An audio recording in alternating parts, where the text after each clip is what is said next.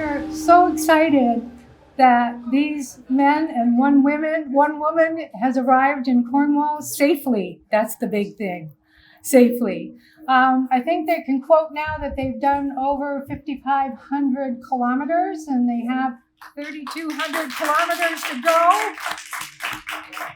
They all have what we would call early onset Parkinson's. That means before they were 50.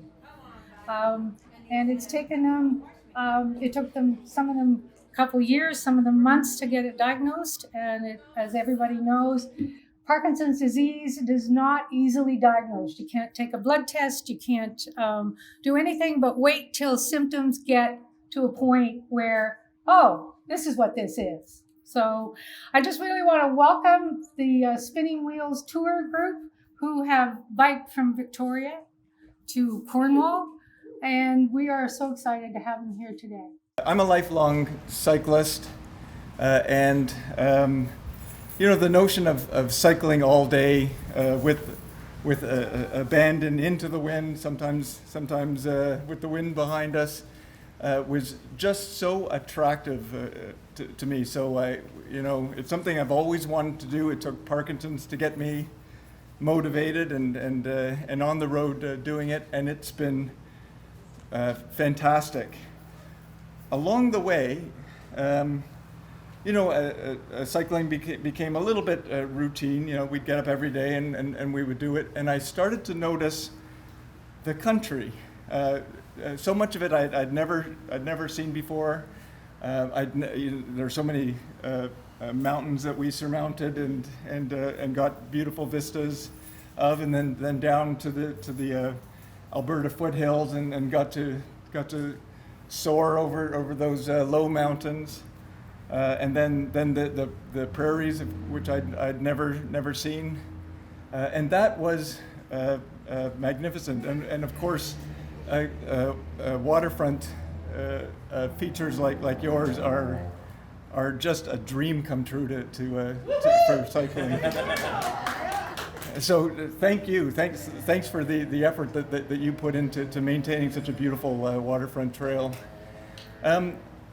When we stopped to look back on sort of highlights of the trip so far, and places that we've been and sites that we'd seen, we kept coming back to the fact that what really ended up mattering most to us was the people that we'd met. I can't recall a warmer, more welcoming reception than we've had with you today. It is very elevating, very beyond heartwarming, and a little gas for the furnace to keep us moving forward. Jim and I ride each day. Mike rides occasionally and helps do the logistics for the trip. And Darlene, frankly, does everything else. Jim? Yeah, if not for Darlene, we'd be somewhere in Saskatchewan right now, trying to find New Brunswick. It just would not have been a good scene. Unlike Steve, I hated cycling before I was diagnosed with Parkinson's. And then did some research and realized that Parkinson's was good for it, so battled through the sore butt. And now I actually quite love cycling. And to be honest with you, love cycling on something like the Waterfront Trail that's here in Cornwall, and the Long Soup Parkway. It's such a gift we're doing this. We're doing this because Parkinson's disease, right? We all have Parkinson's.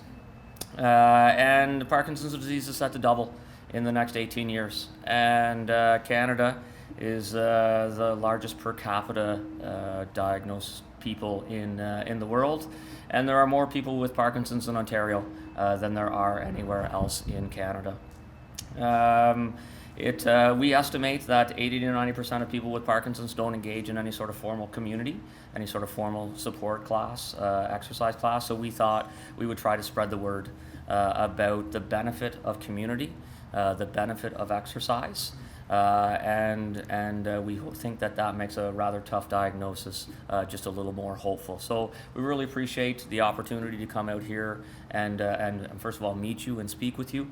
It is We start, like we mentioned before, we started on June 25th in Victoria. We have a ferry booked on September the 16th to get us to Newfoundland, and that will mean that we will have cycled on every province in the country, and it has been such a marvelous, rewarding experience for us, physically challenging as it has been. Meeting here today with the Rotary Club earlier, with you here today, makes it just so worth it. So thank you very much for coming out. Part of it too is the importance of community. It helps deal with your Parkinson's when you're sharing with people like yourself, or a good community that helps support you. Tom and Virginia reached out to us, and they came and met us in Nipigon on the way through on their trip west as we were coming east. And it was very inspiring, and let alone the blueberry shortcake that they delivered. Feed them food, right? It worked.